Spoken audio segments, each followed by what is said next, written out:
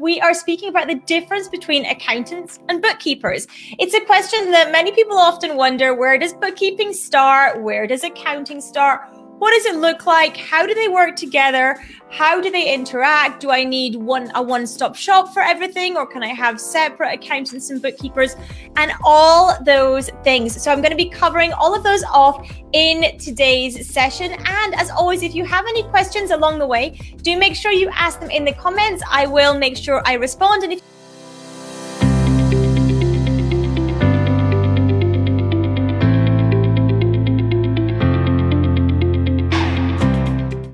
So like I said, today I am going to be covering off accountants versus bookkeepers. Don't worry, it's not some massive fight between the two of them, but where does one start? Where does the other start? What does it look like? How do they interact together?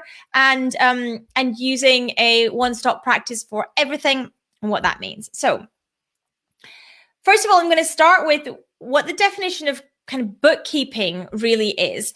And bookkeeping basically involves the recording of income and expenditure, the transactional recording of income and expenditure of a business, the reconciling of bank accounts, the reconciling of merchant accounts, Stripe accounts, PayPal accounts, all of those things.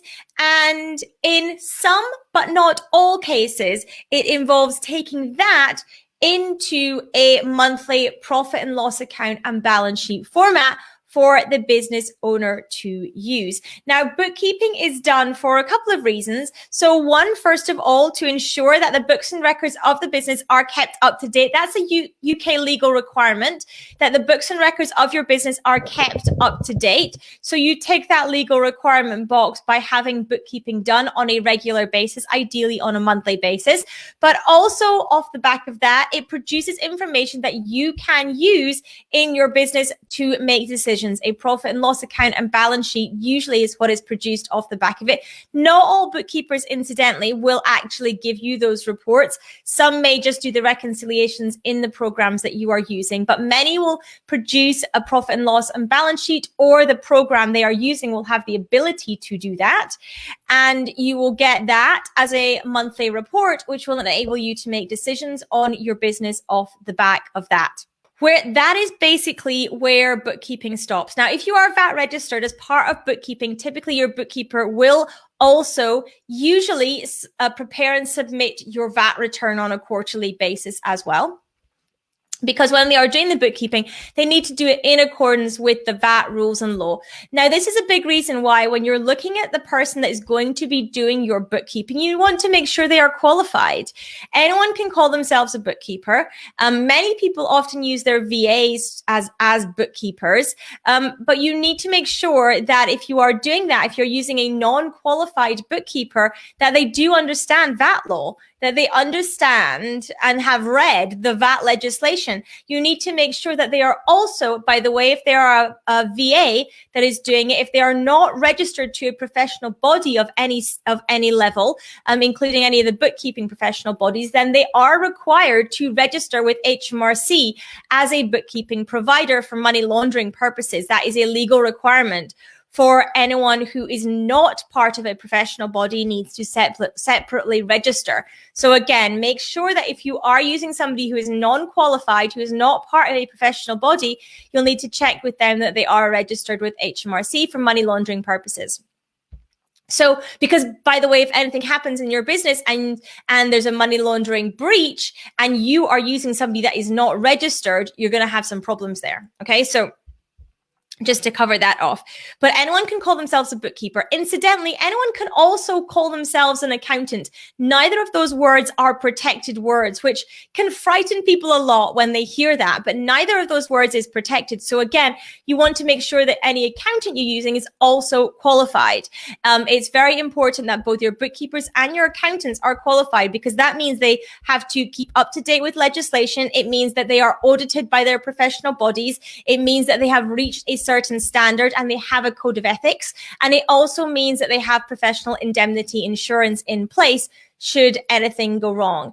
If you are dealing with somebody who is non-qualified, either a non-qualified bookkeeper or accountant, they don't have to keep up with current legislation. They don't have a code of ethics to adhere to, and they don't have to have professional indemnity insurance in place.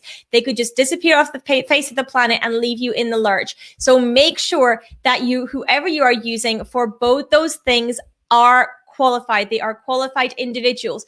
You can ask for their qualifications, and you can also check the professional bodies as to whether they are qualified once they tell you what qualification they have. So there is a way for you to cross-reference that and cross-check it to make sure that you are comfortable with the level of qualification that they have. The bookkeepers will typically take your information from its raw form. So they will take it from pieces of paper, from emails, all those things, and they will basically translate that. They will reconcile it fully. They will make sure that all of your transactions relating to your business are transactionally recorded. Like I mentioned, that is one of those things is a legal requirement of the Companies Act to make sure that you keep up-to-date books and records of your business. The other is that you can get meaningful management reports on a monthly basis for you to make decisions on. You'll be compliant with VAT legislation as well in getting your books up to date on a monthly basis. One thing, though, that you will not get from a bookkeeper if they are doing that is a tax estimation. So bookkeepers are not tax qualified. They are not qualified in tax legislation. And that therefore means that they cannot provide you with what your corporation tax will be, or your personal tax will be, or even an estimate of what that is, because that is out with the scope of bookkeeping. So we move into the realm of accounting, and accountants are more qualified than bookkeepers. They are tax qualified, and they are also qualified to produce annual accounts. They are more qualified in the legislative aspect of it, and also the case law aspect of accounting and tax work. So any questions on business structure, that would be an accountant. Any questions on share issuing, those kinds of things, that's an accountant. Any issues around any of the taxes, that's going to be an accountant that you're going to want to reference for that. And then how to declare stuff, how to disclose stuff, that again is all going to be on the accounting side of things. What typically happens is that if you have a separate accountant and bookkeeper, your bookkeeper will prepare stuff to a certain stage, usually to what we call a trial balance stage. And then what will happen is the accountant takes over from there, and the accountant will do things like tax estimates or tax actuals. If it's the year end, they will produce your year end accounts. They will ask and answer more complex questions around the business's finances and how that works. Now, nowadays, many people use a one-stop shop, use one place to do all their numbers, business numbers stuff. It makes a huge amount of sense to do that because all the data is in one place. All the data is together, and therefore you can, they will internally speak to each other. Now, that is not saying that if you have a separate accountant and bookkeeper, they won't. They very much can speak to each other. That's not a problem, but it's not a flow of information between the two. It's a handover rather than a flow of data. So it often makes sense, and it's typically usually much cheaper for you to go to a one-stop shop and have everything in the one place so that all your bookkeeping and your accounts are being done in one place together. So I hope that makes sense, explaining the difference between accounting and bookkeeping, where one starts, where the other ends, and the interaction there between the two. Because someone in your business needs to do the bookkeeping work, someone in your business needs to do the accounting work. Now, that doesn't have to be an accountant or a bookkeeper, as I mentioned before.